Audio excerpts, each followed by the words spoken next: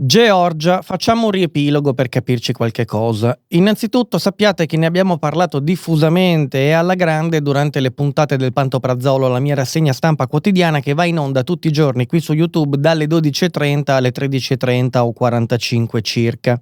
Nonostante quindi gli abbiamo dedicato già molto spazio, serve secondo me fare un ricapitolo generale per cercare di capirci qualcosa, perché altrimenti diventa complicato. Partiamo però dal fatto che si sta parlando di Georgia ultimamente in maniera anche molto pressante, perché la Georgia è andata alle elezioni politiche sabato 26 ottobre, quindi qualche giorno fa. Elezioni che ovviamente servivano per rinnovare il Parlamento georgiano. Ma adesso sembra che il paese stia precipitando in una rivolta popolare che si sta ribellando al governo filorusso che ha rubato le elezioni. È davvero così? Che cosa c'è di vero e che cosa sta succedendo in Georgia?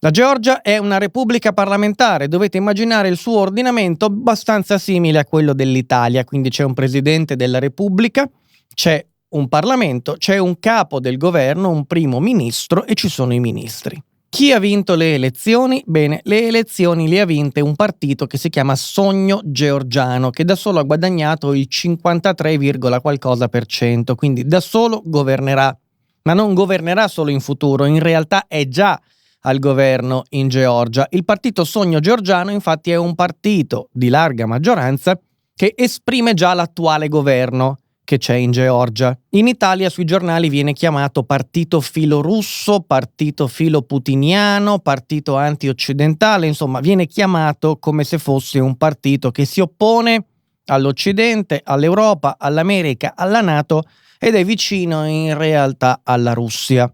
Vi ricordo dove si trova la Georgia, se qualcuno non lo sapesse. La Georgia si trova qui a est del Mar Nero e confina effettivamente con la Russia a nord, con l'Armenia, l'Azerbaigian e la Turchia a sud. È quindi un paese che effettivamente si trova nell'orbita russa ed è ovviamente un paese che nasce dalla dissoluzione dell'Unione delle Repubbliche Socialiste Sovietiche. Infatti era parte dell'URSS, poi nel 1991 con la caduta del blocco comunista nasce anche la Georgia come repubblica indipendente, un po' come è successo con l'Ucraina, con la Moldavia e con tutti i paesi che conoscete che sono nati proprio dalla dissoluzione dell'URSS.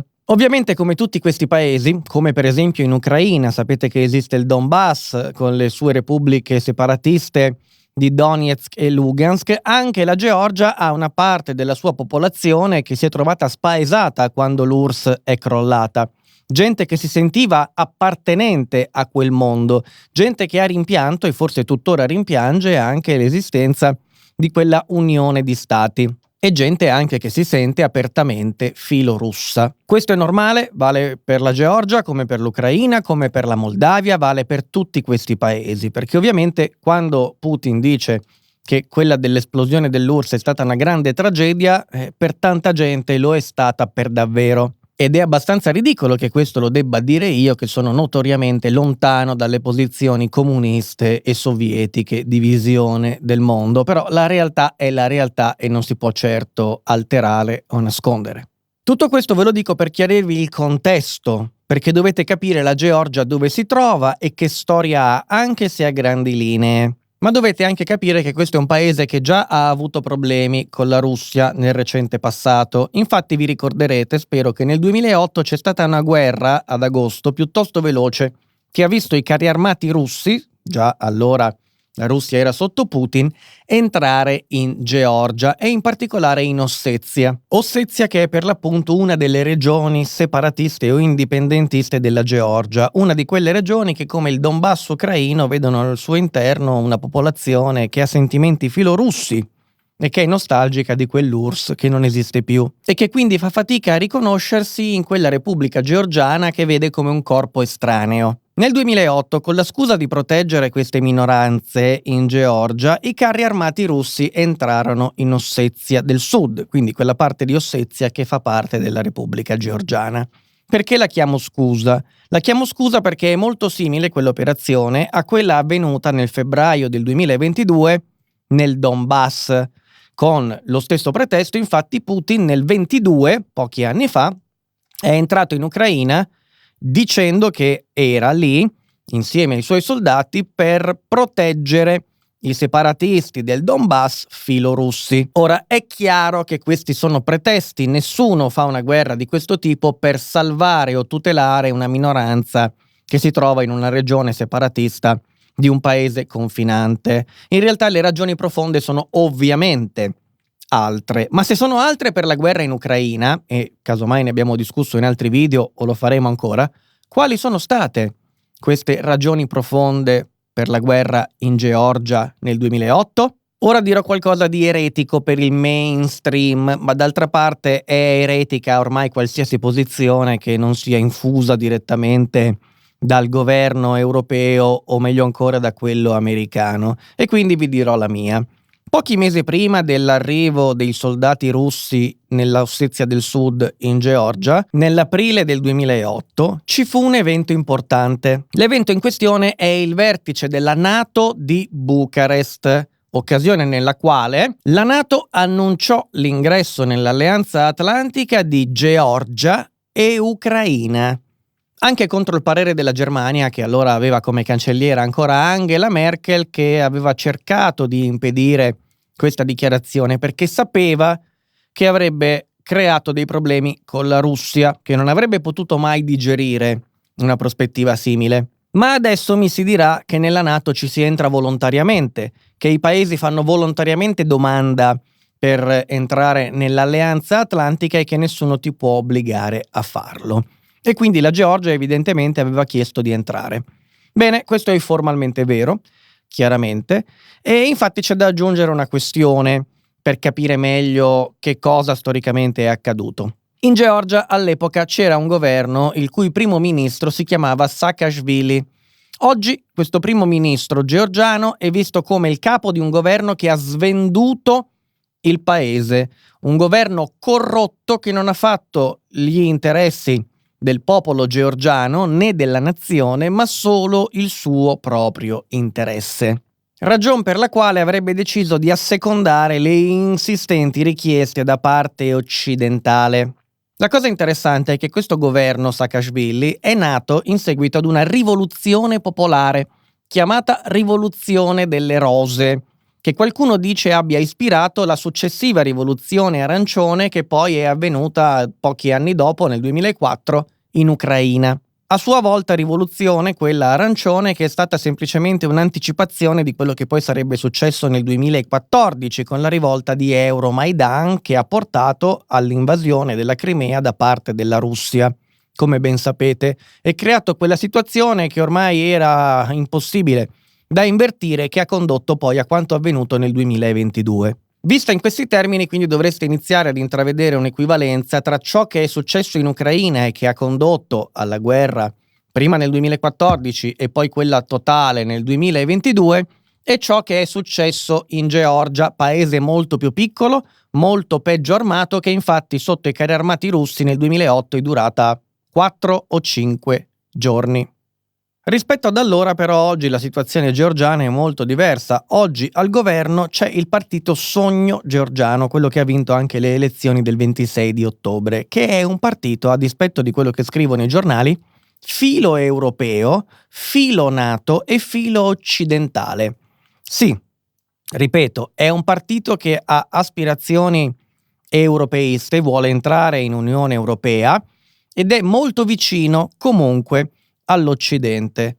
Il problema è che è un partito che ha a cuore anche il destino del proprio paese e non lo vuole certo mettere in secondo piano rispetto alle esigenze europee e soprattutto americane. Ecco perché siamo bombardati tutti quanti da questa campagna antigovernativa che in realtà non inizia adesso, ma è iniziata molti mesi fa. È iniziata, almeno nell'ultima parte, questa campagna contro il governo georgiano da parte dell'Europa e degli Stati Uniti, quando, quest'estate, il governo georgiano ha proposto una legge sugli agenti stranieri. È una legge che qui in Europa, in Italia e in America chiamiamo legge russa.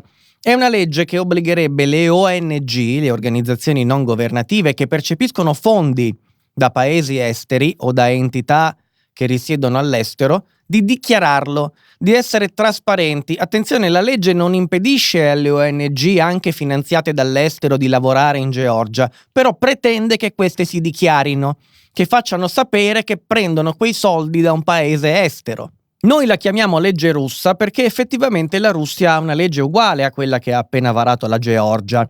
La Russia ce l'ha dal 2012 e prevede la stessa cosa, cioè che le ONG che prendono soldi dall'estero lo debbano dichiarare per ragioni di trasparenza. La cosa che i giornali vi nascondono, o forse che non sanno perché sono ignoranti, è che in realtà quella legge non è russa, e anzi è una legge americana, perché sono gli americani ad averla inventati per primi. Infatti in America quella legge esiste ben dal 1938 e si chiama FARA, Foreign Agents Registration Act, e prevede anche in quel caso la registrazione degli agenti stranieri. Pensate un po', la Russia stessa nel 2012 in realtà l'ha copiata dagli americani.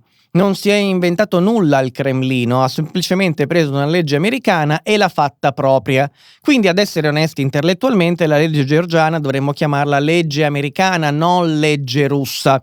E se riteniamo che sia liberticida, evidentemente sono gli americani ad esserlo. La ragione per cui si combatte questa legge, e il governo georgiano di conseguenza, è che diciamo che abbiamo un po' la coscienza sporca con questa questione delle ONG, le organizzazioni non governative che operano in Georgia, che sono decine di migliaia, e molte di queste prendono veramente finanziamenti dai paesi occidentali. E che cosa fanno? Fanno di tutto, però diciamo che il loro scopo ultimo è cercare di portare il paese nell'orbita occidentale. E voi dite, ma già ci vogliono andare naturalmente? Sì, però vedete, non sono proprio disposti a fare tutto quello che gli chiediamo e questo quindi è un problema.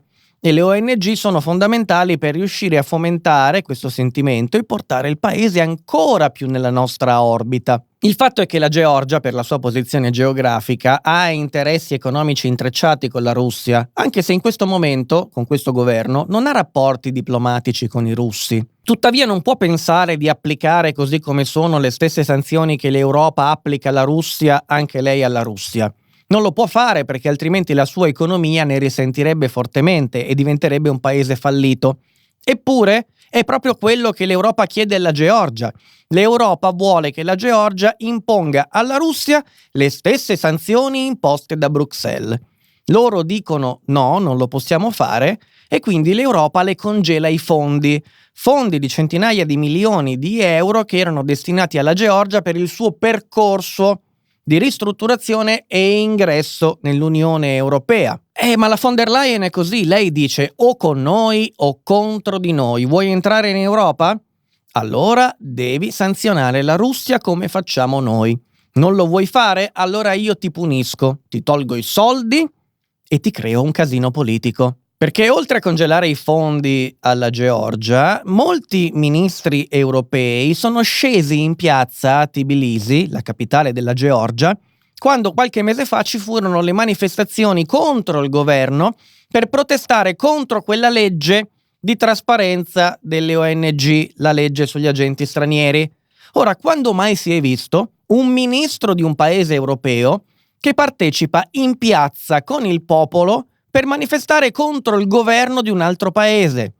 Questa è una cosa gravissima, è un'ingerenza gravissima, eppure l'abbiamo vista qualche mese fa. Guardate qui, i ministri degli esteri di Estonia, Lettonia, Lituania e Islanda entrano in piazza insieme ai manifestanti a maggio di quest'anno per protestare contro il governo georgiano. Ma se non è questa una gravissima ingerenza di quello che succede in un altro paese da parte dei ministri degli esteri di alcuni paesi europei, che cosa lo è?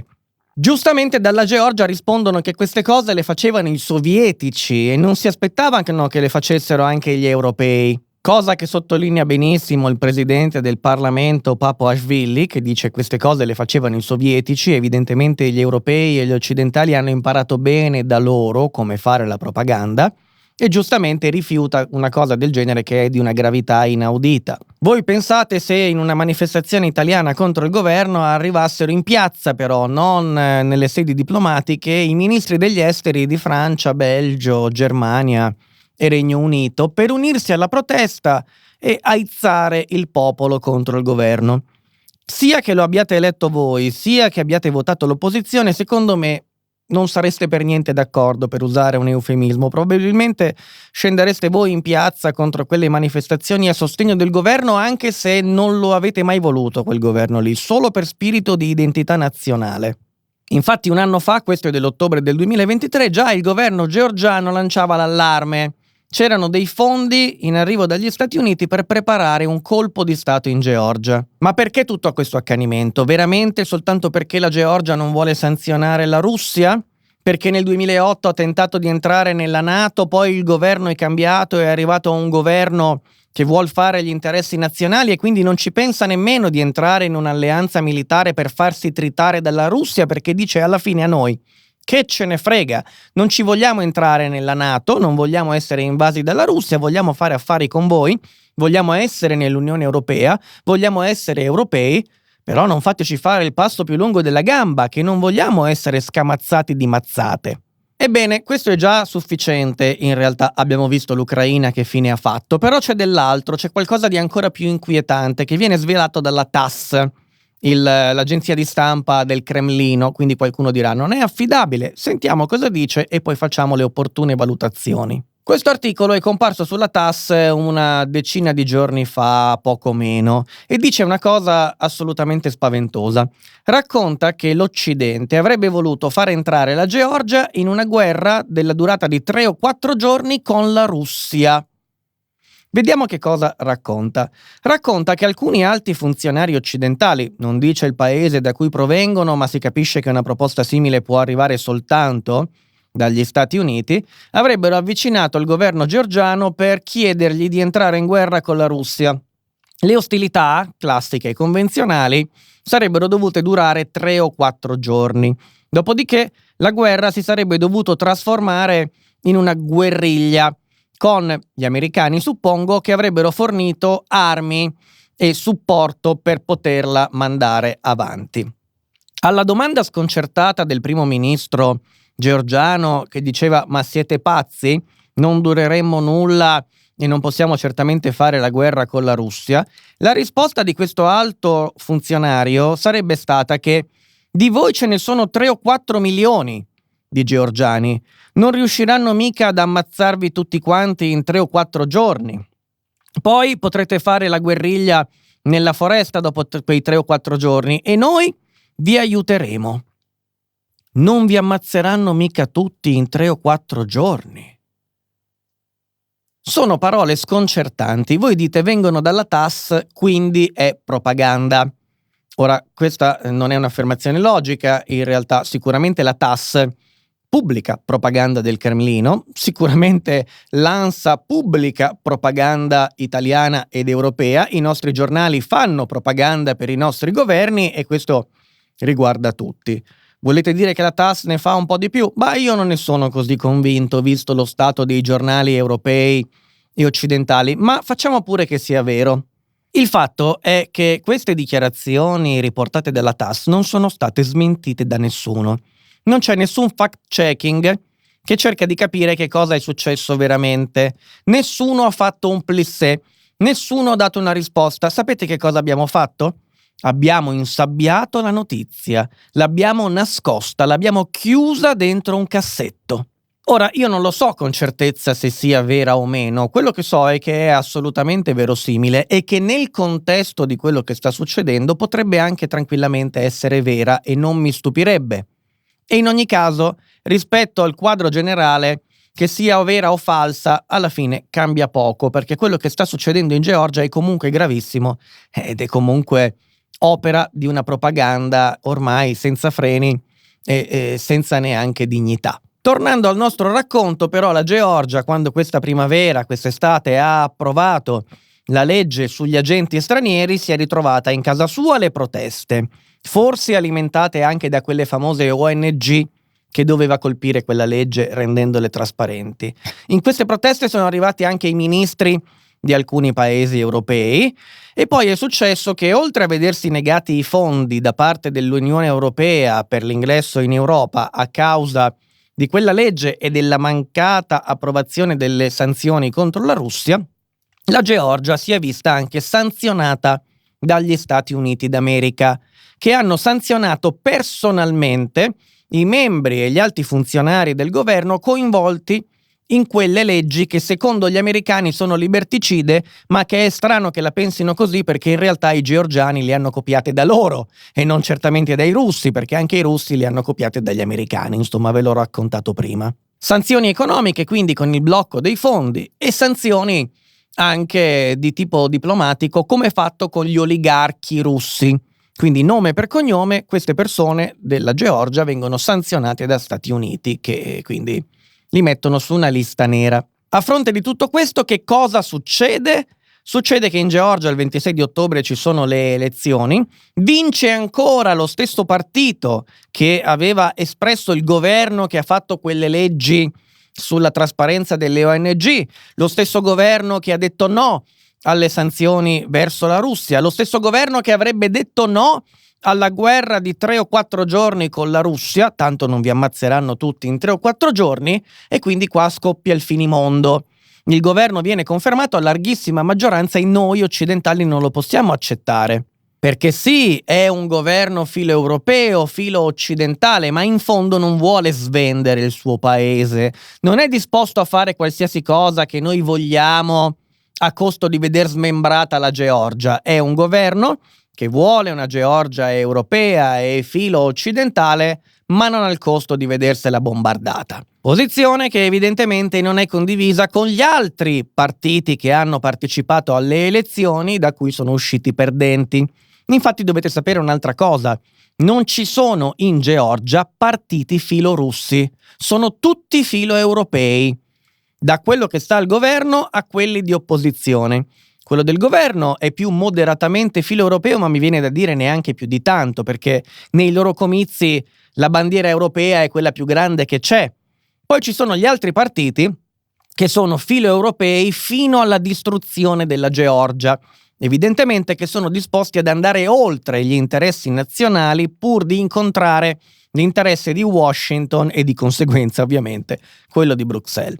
Se non ci credete ve lo faccio vedere direttamente da questo giornale, Il Post, che non si rende neanche conto di quello che pubblica.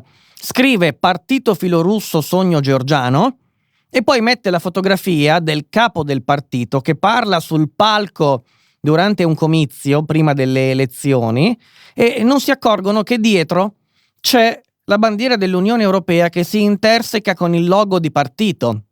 Cioè non si rendono conto che loro scrivono partito filorusso, ma l'immagine che usano per rappresentare quel partito filorusso li contraddice. Qua non c'è la bandiera russa, amici del Post e tutti gli altri, c'è la bandiera europea, perché il partito è fortemente europeista. Ma voi avete mai visto un filorusso con la bandiera ucraina o quella europea? Non si è mai visto, ma cosa state scrivendo? Adesso tutti correranno ai ripari dicendo sì, ma è filo europeo, ma è solo una formalità, lo è di facciata. Ma non è vero, non è assolutamente vero. È un partito che è al governo da anni ed è un partito che per anni ha tentato di avvicinarsi in ogni modo all'Unione Europea, tanto che la Georgia era nel percorso che poi l'avrebbe portata un giorno ad entrare nell'Unione Europea e questo governo è andato esattamente in quella direzione. Ma di che cosa state parlando? Se chiedete a questi fanatici perché è filorusso, loro vi parlano della legge sulle ONG e sulla registrazione degli agenti stranieri. Cioè vi parlano di una legge americana, vi dicono che il governo georgiano è filorusso perché in realtà ha copiato gli americani. È ridicolo. E sapete che cosa è ancora più ridicolo? È ancora più ridicolo che il presidente della Repubblica, quindi l'equivalente di Mattarella in Georgia, è una donna che si chiama Salomè. Dirò solo il nome, ma perché il cognome è georgiano e quindi mi perdonerete la pronuncia. Ma sapete chi è? Sapete da dove arriva questa signora? La presidente della Repubblica Georgiana?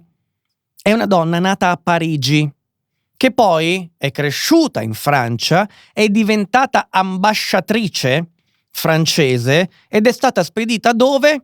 A Tbilisi, in Georgia. Quindi è diventata ambasciatrice di Francia in Georgia. Aveva quindi giurato fedeltà e di servire onestamente lo Stato francese e in qualità di rappresentante dello Stato francese si trovava in Georgia.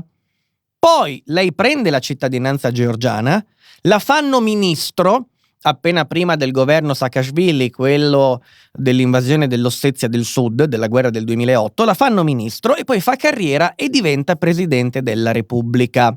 Ora, voi immaginatevi se Mattarella fosse nato a Washington, fosse venuto in Italia negli anni 70 a fare l'ambasciatore americano in Italia, poi lo avessimo fatto ministro e poi fosse diventato presidente della Repubblica. Voi non vi chiedereste quali interessi in realtà sta servendo quest'uomo? Quelli italiani o quelli americani? E allora lo stesso discorso vale per la presidente della Repubblica Georgiana. Quali interessi serve? Quelli georgiani o quelli francesi? Visto che ha giurato fedeltà allo Stato francese ben prima di diventare georgiana, ministro e poi presidente della Repubblica. Ma che cosa dici? Lei arriva da una famiglia che ha subito la diaspora, è dovuta scappare, è andata in Francia, la famiglia, poi lei è nata ma è georgiana. Ho capito, cocchi belli, però non stiamo parlando della piccola fiammiferaia vittima di una situazione da cui la famiglia è dovuta scappare, che è nata in Francia e poi appena è potuta tornare in patria è tornata in patria. Qui stiamo parlando di un ambasciatore francese, ma ci rendiamo conto della differenza? Stiamo parlando di un ambasciatore francese che ha fatto carriera come diplomatica, è arrivata ai vertici di quella carriera e poi è diventata ministro e poi presidente della Repubblica nello stesso paese nel quale ha servito come ambasciatrice per un paese straniero. Ma di che cosa state parlando? Ed è proprio lei, il presidente della Repubblica Georgiana, che dopo le elezioni del 26 di ottobre ha chiesto alla popolazione georgiana di scendere in piazza per rivoltarsi contro l'esito elettorale, perché dice che le elezioni georgiane sono state rubate, sono state vittima di una operazione speciale russa che ha influenzato l'esito del voto e ha fatto vincere il partito Sogno Georgiano, anche se in realtà i cittadini, il popolo georgiano, non è mica dalla parte di quel partito che ha vinto con il 53%. No, è tutta una macchinazione russa. Ora, a parte la gravità di aver chiamato il popolo alla sedizione, che è una cosa, credo, da arresto immediato, non so le leggi georgiane, ma probabilmente nella maggior parte dei paesi lo sarebbe, vi ricordo che questa signora ha la storia che vi ho appena detto, ma soprattutto vi voglio far sentire, quando le è stato chiesto quali erano le prove di queste ingerenze russe, voglio farvi vedere che cosa ha risposto, perché c'è da mettersi le mani nei capelli e perderli tutti. It's always very hard to demonstrate. No country has been able to demonstrate, not even the United States when there were Russian interferences in their elections, nor other European countries. So we are not going to be in the position to demonstrate more than countries that are much stronger to demonstrate the hybrid attacks that they are under. But what is important is not to demonstrate outside, is what the Georgian population knows, feels and has seen, because who else can see more what is happening in the country, in the villages, than the Georgian population. Allucinante! Non si può dimostrare che i russi abbiano truccato le elezioni, ma non è importante farlo, perché l'unica cosa che conta sono le sensazioni dei georgiani e quello che loro sentono. E se loro sentono che le elezioni sono state truccate e rubate, allora è così, non serve null'altro. Ma voi vi rendete conto che ormai non si nascondono più neanche dietro a un dito? Ma voi direte che la prova dei brogli in realtà sta nei numeri, infatti hanno votato più persone di quelle che erano residenti e avevano diritto al voto. E infatti c'è una tabella che gira su internet, eccola qua, che vorrebbe proprio spiegare questa cosa, e cioè che nelle città hanno votato più persone di quelle effettivamente registrate al voto. Sapete che però è molto interessante, perché i numeri io li ho cercati di controllare, e non tornano. Alcuni di questi numeri effettivamente in realtà sono veri, altri però non si capisce da dove arrivino. C'è solo questo screenshot che gira su internet che vorrebbe dimostrare che ha votato più gente di quella che doveva, in alcuni casi anche il 130% degli aventi diritto, però non si sa perché. Quindi ci sono stati i brogli? No, quindi c'è una tabella che gira, i cui numeri però al suo interno non si capisce da dove arrivino, non c'è una fonte, non c'è un numero ufficiale che viene riportato, sono numeri buttati a caso in una tabella Excel. Ci possiamo fidare di questo? Anche perché vi faccio notare una cosa, e cioè che in Georgia il 26 ottobre c'erano gli osservatori dell'OSCE, c'erano le ONG che verificavano l'andamento delle operazioni di voto e nessuno di questi organi ufficiali, neanche la Presidente della Repubblica, che dice che le elezioni sono state rubate, utilizza questo argomento. Nessuno di questi tira fuori questi numeri. Eppure, dall'Europa agli Stati Uniti, alle ONG, alla Presidente della Repubblica Georgiana, che è contro il suo governo evidentemente, sarebbero tutti interessati ad avere uno strumento del genere. Sarebbe come il miele per le mosche, lo utilizzerebbero immediatamente perché ovviamente hanno tutti l'interesse di dimostrare che quelle elezioni sono false. Ma siccome non lo possono fare neanche loro, si limitano a dire che è una questione di sensazioni e di queste tabelle non ne parlano neanche perché evidentemente non hanno alcun fondamento. Ma attenzione a quello che leggete, a volte sentirete dei nomi altisonanti di organizzazioni che dicono «secondo noi ci sono stati dei brogli». Per esempio Politico, la rivista internazionale di politica, riporta che il National Democratic Institute ha osservato tramite i suoi osservatori in missione che ci sono state delle compromissioni della campagna elettorale, che quindi insomma questa campagna sarebbe stata guidata da violenza anche sugli elettori e contro gli attivisti politici. Bene, facciamo un gioco, prendiamo The National Democratic Institute, lo mettiamo su Google, cerchiamo che cos'è l'Istituto Democratico Nazionale, andiamo a vedere sul suo sito di che cosa si tratta, e questo sì è proprio una ONG, guardate un po', quella di cui parlavamo prima, guardate chi è il presidente, Derek Mitchell, clicchiamo sul suo nome, Derek Mitchell, eccolo qui, andiamo sulla sua pagina Wikipedia e guardate che cosa scopriamo, che il presidente di questa ONG, che poi viene riportata sui giornali occidentali per dire che ha osservato irregolarità nella campagna elettorale, è stato ambasciatore per gli Stati Uniti. Quindi è stato un funzionario di Stato, è stato messo lì da Barack Obama. Non è un giornalista indipendente, uno che parteggia per la verità, è un uomo del potere che ha una lunghissima carriera nell'establishment statunitense e oggi guida una associazione, una ONG, presiede una ONG che va in giro per il mondo a osservare l'andamento delle elezioni di paesi nei quali gli americani hanno grandissimi interessi, perché la Georgia è un paese su cui gli americani hanno grandissimi interessi, per le stesse ragioni per cui ce le hanno con l'Ucraina questi interessi, per le stesse ragioni per cui ce li hanno in Moldavia questi interessi, perché quelli sono tutti paesi affacciati sul Mar Nero, sono tutti paesi che si trovano sul Mar Nero e quindi sono fondamentali e strategici in chiave di contenimento russo. Ecco perché la Georgia interessa, ecco perché interessa Bulgaria e Romania, ma quelli sono già dalla nostra parte, ecco perché interessa la Moldavia, che è lì vicinissima,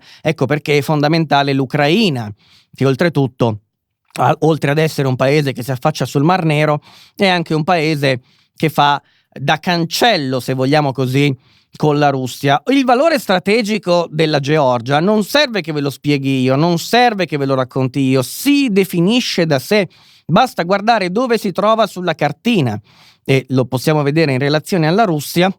E poi, se vogliamo essere maliziosi, possiamo guardare anche in altre direzioni. Qui c'è l'Iran, qui c'è la penisola araba, insomma, sapete come gira il mondo in questo momento. Ci vogliamo fidare di un funzionario di Stato americano che diventa presidente di una ONG che ci fa la lezione su come funziona il voto in Georgia? Bene, io credo di no, onestamente. Adesso che cosa accadrà? Beh, questo io non lo posso sapere. La situazione è tesa, le proteste in piazza ci sono parzialmente, probabilmente saranno anche genuine, però sicuramente c'è qualcuno che soffia sul fuoco, ONG, paesi stranieri e via dicendo, lo abbiamo parlato fino adesso. Sembra che la situazione sia comunque pacifica, questo non è una garanzia che lo sarà anche in futuro. Ecco, se qualcuno ci vede una assonanza con quanto avvenuto nel 2014 in Ucraina, la rivolta di Euromaidan, fa bene, perché è molto simile l'andamento, anche se adesso sembriamo ancora lontani dall'esito che ci fu in Ucraina, ma sicuramente è un posto ed è una situazione da tenere assolutamente sott'occhio, da guardare con preoccupazione e interesse, perché quello che sta succedendo è molto molto grave. Io vi ringrazio per essere stati con me fino adesso. Se vi piace il mio lavoro, sappiate che io non ho sponsor, perché con le cose che racconto è difficile averne, però il mio sponsor siete voi che vi abbonate al mio canale tramite YouTube. L'abbonamento base costa 1,99 € al mese, vi consente di recuperare le puntate in archivio del Pantoprazolo, la mia rassegna stampa, ma soprattutto vi dà la possibilità di sostenere approfondimenti come questo, rendendoli possibili, e quindi sperabilmente vi dà la possibilità di far crescere il progetto e beneficiarne in futuro. 1,99 € al mese, un caffè e mezzo al mese, trovate qua sotto il bottone, il pulsante per abbonarsi attraverso il meccanismo di YouTube. Grazie a tutti, a presto.